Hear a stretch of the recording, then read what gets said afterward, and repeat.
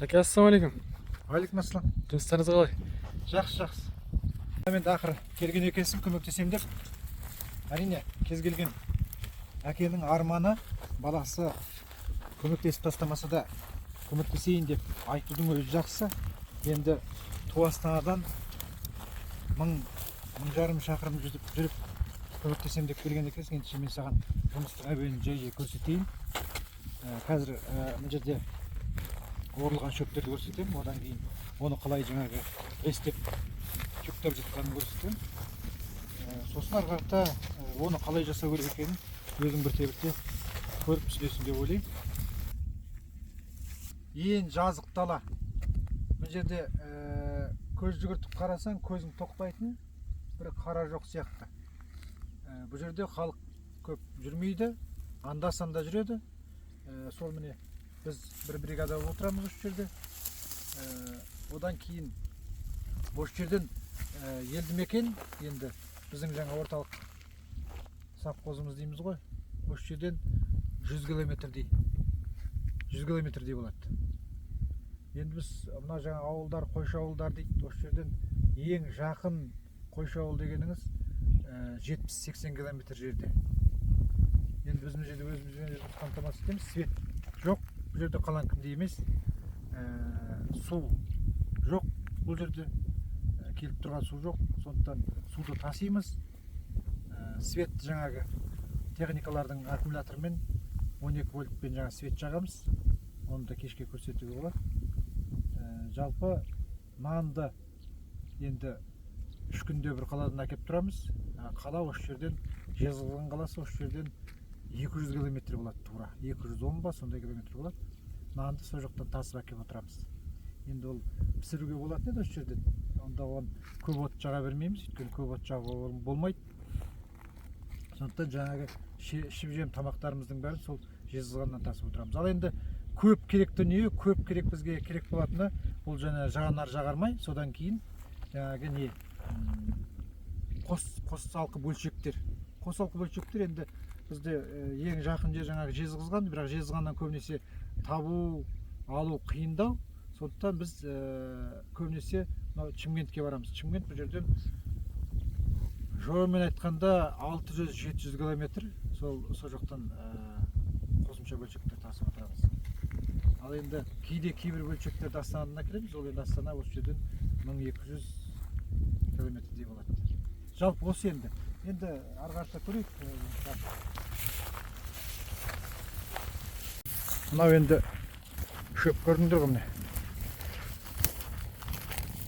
Бұл даланың табиғи шөбі біздің шабатымыз. Сол табиғи шөпті шабамыз, қоқыс шөп. Қыста бұны жаңағы малға беруге. Осылай шығады міне шөп. Соны мынандай мынау не трактор жүр ғой. Трактор жүр, шауып жүр. Шабады, өзі жинайды. Енді қандай жұмыс болмасын, адамның қолына жабысып қалмайды. Енді бізде мына жазда жылда осындай шөппен алсаңыз, міне мынандай шабаттағы міне көрдің бе? Осылай жинайды міне. Шабаттағы осылай жинайды. Соны осылай жинағаннан кейін міне көрдің міне. Мына жерлердің бәрі міне. Қаратын жан-жаққа жасап кетті. Иә. Өстіп тастайды. Блок дейді бұны. Сосын бұны жаңағы артынан пресс жүріп пресстейді. Оны да қазір көресің. Кез келген жұмыстың нәтижесі ол нан табу. Иә? Пряник пісірсең де оны жаңағы сататын адамыңды табу керексің, сататын адамыңды іздеу керексің, немесе қалай сату керек екен жолдарын қарау керексің, Ал енді біз міне қараңыз. Мына жақта міне жүктер жинап қойдық. Мына жақта міне қаншама шөптер жатыр, Бұлардың бәрі біздердің мына маңдай терілеріміз, еңбегіміз. Ай далада, жапан далада жатып, осыны жасаймыз деп, мынау қаншама техникаларды жинап, адамдардың басын жинап, жұмыс жасағанда қазір дәл қазір осы жерде мысалға біз 9 адамға жұмыс беріп отырмыз. Ол жаңағы шөп шабатын кісілеріңіз бар, оны жаңағы престейтін кісілеріңіз бар, тиейтін кісілеріңіз бар, таситын кісілеріңіз бар. Енді оның бәрі 9 адамға жұмыспен қамтамасыз етіп отырудың өзі ол оңай емес. Бірақ оңай емес деп оны ауырлата беруге де болмайды. Кез келген адам өзі бірдемеге жаңағы кіремі, ол соны соңына дейін алып шығу керек. Енді мына жерде міне шөптер жатыр. Енді мен саған санауларды үйретемін. Мына жаңағы загонмен санайсың. Загонмен санайсың да, міне жерден бөлесің. Соны айтасың, міне осындай шөп. Енді ол ертең алушылар өздері келеді ғой енді. Қазір міне келеміз деп жаңағында да хабарласты, өздері келіп алып кетеміз деп.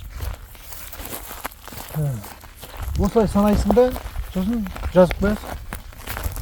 Жазып қоясың да, айтасың, міне жерде сізге пунктик тастадым, міне осы загонды, мына загонды, мына жердің бәрін, міне осы жерден басқа, бана жердің бәрін бүйтіп алып шыққанда, міне 2 пунктик жатыр сізге. Сол 2 пунктикті өзіңіз санап аласыз дейді. Болды. Ал балам, енді көмектесем деп келген екенсің. Ендеше сәттілік. Мынау тракторың, ана жерде КамАЗың тұр еді. Ал, жақсы, кеттім. Жұмыскерлерің ана жақта, оң жақта, сол жақта жұмыс жасап жатыр.